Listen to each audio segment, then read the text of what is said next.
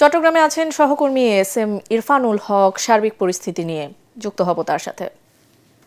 চট্টগ্রামে মোট 16টি সংসদীয় আসন রয়েছে, যেখানে 2টি আসনে জামাত ইসলাম প্রার্থীরা বিজয়ী হয়েছেন। অন্যদিকে 14টি আসনেই কিন্তু বিএনপির প্রার্থীরা এগিয়ে রয়েছেন এবং 14টি আসনেই বিএনপির প্রার্থীদেরকে বিজয়ী ঘোষণা করা হয়েছে।